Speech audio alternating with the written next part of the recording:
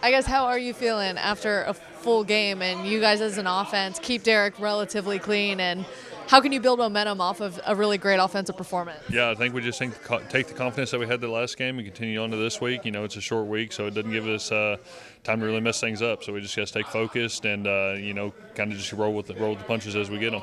Short week and welcome to the NFL's best and Aaron Donald. How much are you going to have to be mindful of that? I know that's really Caesar's job, but how much are you going to have to be mindful of that on Thursday? There's definitely a little bit of accountability with everybody on the line when it comes to blocking a guy that can sort of wreck a game like that.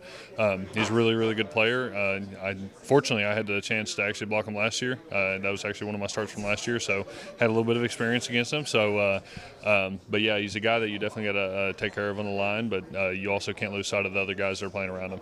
What do you remember about that exchange? I definitely remember, he's a very explosive player, but he's also very, very quick at the same time. So, he can jump around some gaps and make it hard on guys trying to get their hands on him. But at the same time, he can split gaps when you're trying to double team him too. So, it's a guy that you kind of got to study, and you got to be able to be on the same page with the guys next to you.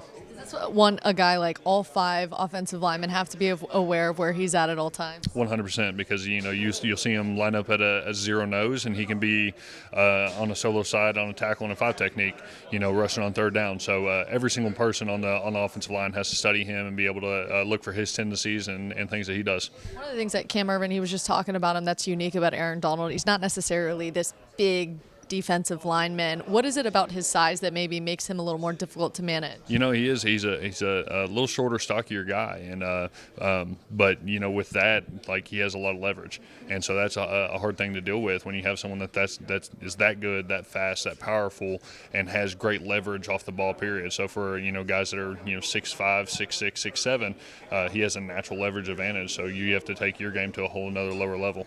So you guys get treats last week from Derek Carr going up against a team that blitzed third most in the NFL. Now you've got Aaron Donald this week, and the offensive line coach gives you guys some gifts this week. They're trying to send a message? Yeah, I guess so. I guess, we keep doing good things, we get rewarded. So it looks like it worked out last week, so hopefully it'll do the same this week. How are you guys feeling at this point in the season, knowing that everything is ahead of you? And you guys, it did take until week 15 to put together a complete game, offense, defense, special teams, but the fact that you guys have now seen it and the playoffs are still an option. Yeah, it makes us feel good because, like I said, you have to play your best football in December, and every single game that we're going into is a playoff mentality. Every single game from now on counts to the possibility of playing in the postseason, and then once you get in the postseason, every single one of those definitely count because you're not playing football if you don't take advantage of that opportunity. So I think that we're really, really focused in on making that playoff run and being able to get into there and taking care of each and every opponent each week that we go through the rest of this regular season.